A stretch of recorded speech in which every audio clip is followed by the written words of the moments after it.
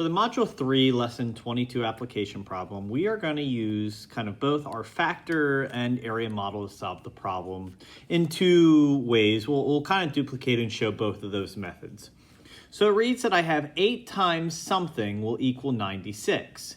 And we want to find the unknown side length, which would be this amount, or factor 8 times what gets to 96, or use an area model to solve the problem.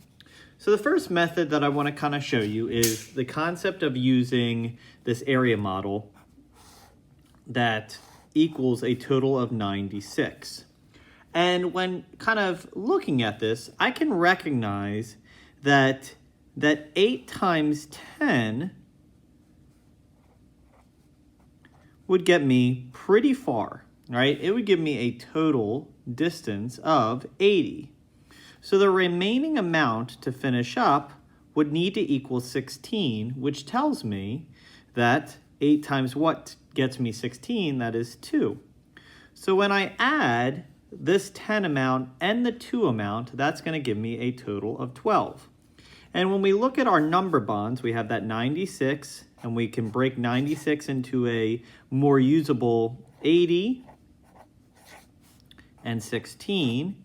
And when looking at that, I know that you got 80 by multiplying 8 times 10, and you did 8 times 2, the distributive property of 8.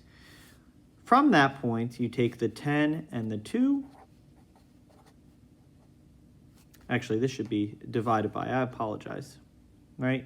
It would be 80 divided by 2 and 16 divided by 2. Sorry about that, which would leave you with those known amounts. I'm going to actually scribble that out and restart it. I apologize.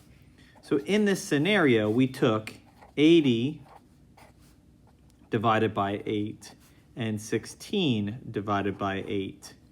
That looks more appropriate. Sorry about that. So 80 divided by 8 is that 10. That 16 divided by 8 is 2. When we add them together, we get 12. So that's our first method.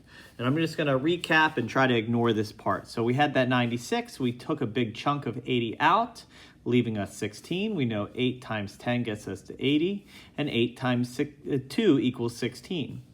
In our number bond, we had that 96 broken into 80 and 16. We take that 80 and divide it by 8. We take our 16 and divide it by 8, leaving us with 10 and 2. And what I did here is I actually took the factors. This was 8 times 10 and 8 times 2, which would have equaled this amount. So it's not technically wrong, but we're looking at it more as division instead. So let's look at it as a pure area model, okay?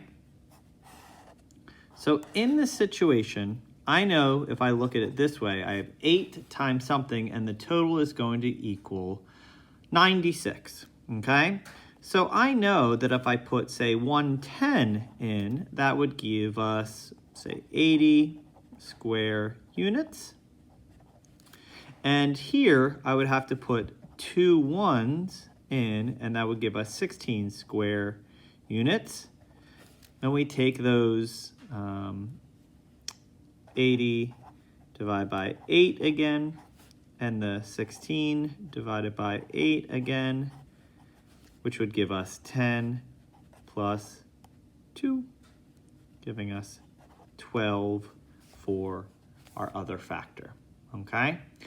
What we're saying here is 12 times 8 will equal the total of 96. And I can go ahead and check that. 12 times 8.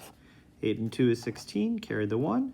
8 times 1 is 80, plus 1, 96, which matches what we have up above.